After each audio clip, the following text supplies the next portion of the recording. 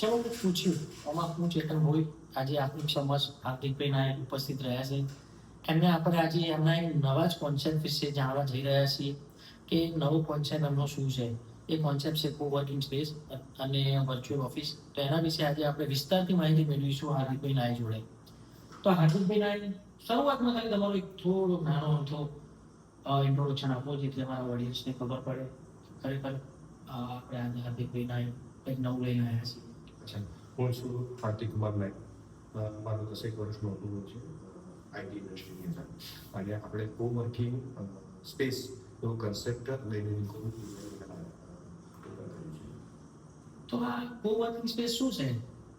અચ્છા, કોવર્કિંગ સ્પેસ જે તમે એવું છે કે વર્ક ફ્રોમ હોમ અમુક એમ્પ્લોયના કરે છે લોકો, અને અમુક લોકો જોબ કરે છે, જોડે જોડે સ્ટાર્ટઅપ બી કરતા હોય છે ઇન્ડસ્ટ્રીની અંદર.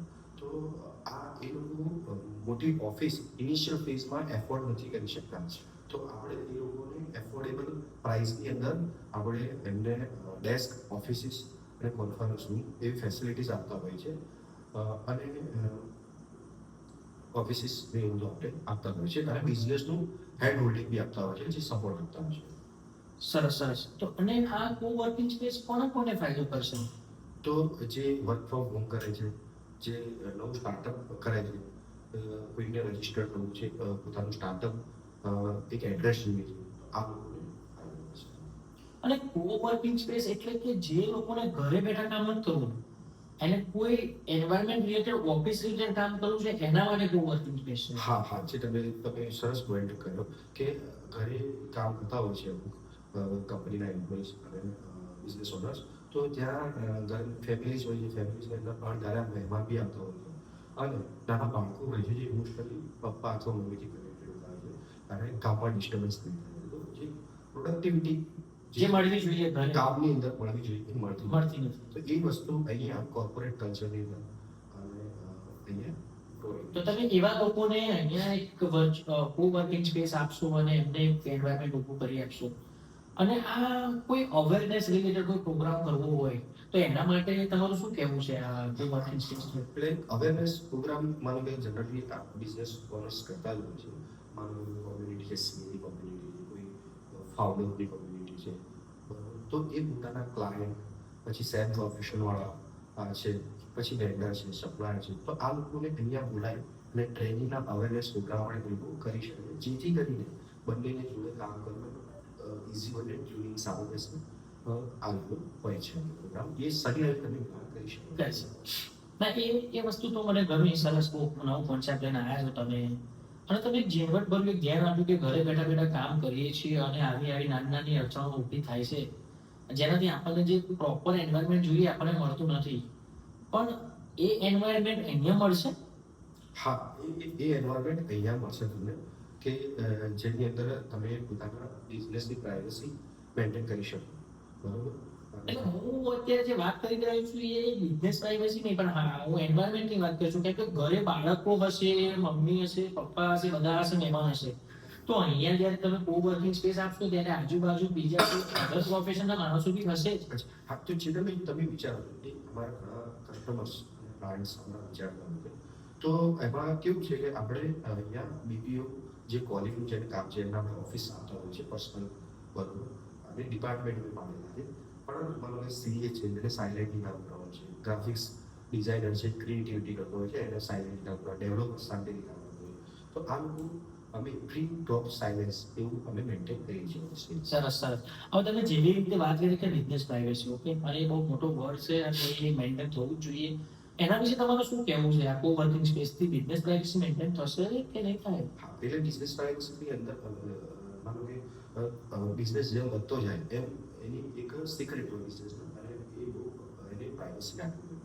તો એના માટે આપણે ઓફિસીસ પ્રોવાઈડ કરીએ છીએ. તો અમારા ત્યાં બેન્કિંગ સેક્ટરના બી લોકો આવતા હોય છે, ફાઇનાન્સ બધી કામ કરતા હોય છે, લોનની તો એ બી આવે છે, અહીંયા કામ કરે છે, અને બહુ ખુશ છે કે અમારા કલ્ચર. અને હાર્દિકભાઈ, અત્યારે એક નવું સાંભળવા મળી રહ્યું છે કે વર્ચ્યુઅલ ઓફિસ. તો આ વર્ચ્યુઅલ ઓફિસ છે જે તમે જણાવી રહ્યા છો કે કોઈ બીજો જ કોન્સેપ્ટ ચાલી રહ્યો છે? એ વર્ચ્યુઅલ ઓફિસ એ આપણે અહીંયા બી પ્રોવાઈડ કરીએ છીએ. આ એનો રિલેટેડ જ કન્સેપ્ટ છે. માનો કે કંઈક વાર તમે ઓફિસ ખોલી દીધી, પરંતુ તમને બજારમાં કસ્ટમરને મળવાનું જવાનું કે કામ તમારા બીજા ચાલે, તો તમારી મેન ઓફિસ હોય ત્યાં કંઈક ના કંઈક કુરિયર્સ આવતા હોય છે, કંઈક ગવર્મેન્ટના લેટર્સ આવતા હોય છે, કોન્ટ્રાક્ટના પેપર્સ આવતા હોય છે. તો ઓફિસ ઓપન ના હોય તો એ ઇઝીલી મેલિંગ એડ્રેસ મેન્ટેન થતું નથી. મારો કે તમારે પછી જીએસટી નંબર લેવો અને તમે મુંબઈમાં બેસીને બિઝનેસ કરો છો બરાબર. અથવા દુબઈ બેસીને કામ કરો, તમારે ગુજરાતની અંદર કંપની રજીસ્ટર કરવી હોય તો અમે એ રીતના ડોક્યુમેન્ટ્સ પ્રોવાઈડ કરીએ છીએ, જેથી કરીને તમે ગવર્મેન્ટ ઓફ ગુજરાતના અને ઇન્ડિયાના એમએસઆઈ સર્ટિફિકેટ ને કદાચ જીએસટી સર્ટિફિકેટ આ બધા તમે ઇસ્યુ કરી શકો. તે તો સરસ વાત કરી તમે કે બરાબર છે કે ચલો વર્ચ્યુઅલ ઓફિસ રિલેટેડ તમારે કોઈ પણ જાતના ડોક્યુમેન્ટ જોતા હશે તો બી તમે પ્રોવાઈડ કરશો, એ ગ્રેટ કહેવાય. પણ માની લો કે મારે કોઈ ક્લાયન્ટ સાથે મીટિંગ છે, બરાબર છે, તો મારે તમારી ઓફિસનો ઉપયોગ કરવો હોય તો થઈ શકશે? હા, એ પેકેજની અંદર જ આવતું હોય છે. અચ્છા. માનો કે તમારા ક્લાયન્ટ ડેલી આવે છે એક રિક્વાયરમેન્ટ અન્ડરસ્ટેન્ડ કરવા માટે, કંઈક પ્લાનિંગ માટે આવવું, તો તમને સ્પેશિયલ રૂમ આપવામાં આવશે જેમાં ફેસિલિટીઝની વાત કરી કે તમને એલઈડી મળશે, જેથી કરીને તમે લેપટોપ કનેક્ટ કરી અને તમે ડિસ્કસ કરી શકો છો. અને એ ઓફિસ તમે તમારા ક્લાયન્ટની વચ્ચે રહેશે, એટલે એ કોઈ ડિસ્ટર્બન્સ ક્રિએટ નહીં કરે જે લોકો બહાર આવતા છે. સરસ સરસ સરસ હાર્દિકભાઈ, તમે આજે જણાવ્યું કે બહુ આનંદ થઈ ગયો અને એક નવો નવો કોન્સેપ્ટ લઈને તમે બજારમાં આવ્યા છો, એ બી બહુ સરસ છે. પણ ફાઇનલી બધાને જે એક વાત હોય જે નડતી હોય અથવા કંઈક થતી હોય કે આટલું બધું પ્રોવાઈડ તો કરે છે પણ એના ચાર્જિસ શું હશે? કેમ કે મફત તો તમે કરવાના નથી, બરાબર ને? મફત છેતરપિંડી કોઈ વસ્તુ નથી. બરાબર છે. અને એ બિઝનેસ આપણે કરતા હોય છે તો અમુક સસ્તી વસ્તુ પણ અમુક વાર મોંઘું પડતું હોય છે. પડતું હોય છે, બરાબર છે. તો આપણે માનો કે કોઈ માણસ બિઝનેસ સ્ટાર્ટ કરે બરાબર, અથવા વર્ક ફ્રોમ હોમ કરે, એ ઓફિસ કરવા જાય તો એ 10,000 રૂપિયા ઓફિસનું ભાડું હોય તો એનું 20,000 રૂપિયા જેવી ગુજારી હોય છે. બરાબર. 30,000 રૂપિયા એમાં જતા રહે અને 85,000 રૂપિયા એસી લેવા જોઈએ, 30,000 રૂપિયા તો લાખ રૂપિયાનું ઇનિશિયલ કોસ્ટ ઓફ ઇન્વેસ્ટમેન્ટ થઈ ગયું. અને એ કરવામાં પણ સમય જતો હોય છે, 15 દિવસનો મહિનો. તો એ વેસ્ટ ઓફ એ મંથનું ભાડું જતું હા, હોય ટાઈમ વેસ્ટ છે ને પૈસા બી waste. હા, ટાઈમ અને બંને વેસ્ટ થતું હોય છે, બરાબર. અને અમે ફર્સ્ટ ડે તમે અમારું સબસ્ક્રિપ્શન લો છો તો સબસ્ક્રિપ્શનની અંદર વાત કરીએ તો એક દિવસનું બી છે, એક કલાકનું બી છે, એક વીકનું પણ છે અને એક મંથનું છે, 1,000 બી છે. હું તમને મંથલી વાત કરું તો 5,000 રૂપિયાનું છે. તો એની અંદર 5,000નું પેકેજ અમે પ્રોવાઈડ કરીએ છીએ. અચ્છા, તો આ 5,000 ની અંદર તમે શું ફેસિલિટી આલશો અમને કે તો 5,000 એને પરવડે? 5,000ની અંદર તમે જનરલી વાત કરીએ તો કે ઇલેક્ટ્રિસિટી બિલ આવી જાય છે, ઇન્ટરનેટ કનેક્શન બિલ આવી જાય છે, Okay. પછી તમને પાર્કિંગ ચાર્જીસ અંદર આવી જાય છે, તમારે રેન્ટ આવી જાય છે, અને મેન્ટેનન્સ આવી જાય છે, અને તમને ઓફિસ જે ક્લિનિક એકદમ હાઇજીન અને મેન્ટેન કરી સો એ અંદર ઇન્ક્લુડ થઈ જાય. બીજી વસ્તુ ઇનરની વાત કરીએ તો કે આપણે ઇનરની અંદર એમને સારી કમ્ફર્ટેબલ ચેર આવે છે, જેથી કરીને એમને બેક પેનનો problem issue long long time માટે સારી છે. કમ્ફર્ટેબલ પ્રોપર 3x2 ડેસ્ક આપતા હોય છે, બોસ કેબિન એટલે બેસી પ્રોપર રીતે બેસી શકે 3x2 ની. હા, બરાબર એ છે. રીતનું આપતા હોય છે. પછી લખવા માટે આપણે એમને માર્કર અને Note. ગ્લાસ આપતા હોય છે, જેની અંદર પોતાનું રિમાઇન્ડર અને work plan day work plan લખી શકે. બને છે. આ રીતે આપણે ઠંડા પાણીની ફેસિલિટી છે. અહીંયા માઇક્રો ઓવન બી છે અને ફ્રીજ બી છે, જેથી કરીને તમારા સ્નેક્સ તમે અહીંયા મૂકી શકો, એટલે તમે ટિફિન લાવો છો. તો આ હું કહી શકું કે 5,000 રૂપિયા આપું ને આખી ઓફિસ લઈ જાઉં? હા, બરાબર ને? એવું છે, કેમ કે પહેલા જ દિવસથી તમે આવો, અહીંયા બેસ્યા ને કામ ચાલુ કર્યું, પછી ગમે તેટલો કચરો પડે બીજા દિવસ આવો તમને સાફ જ મળવાનું છે. તમારું કોઈ મગજમાં કોઈ બર્ડન નથી કે મારી ઓફિસ સાફ કરવાની છે કે નથી. અચ્છા, એટલે આનાથી મેજર ફાયદો તમને એ થશે કે તમારે બિઝનેસ પર જ ખાલી ફોકસ હશે. ઓફિસ મેનેજમેન્ટની અંદર કે ઓફિસને મેન્ટેન રાખવામાં તમારે કોઈ જ ટાઈમ વેસ્ટ કરવાની જરૂર નથી, જેથી કરીને તમે જે વસ્તુ કાલે અચીવ કરવાનો છે આજે કરી શકો.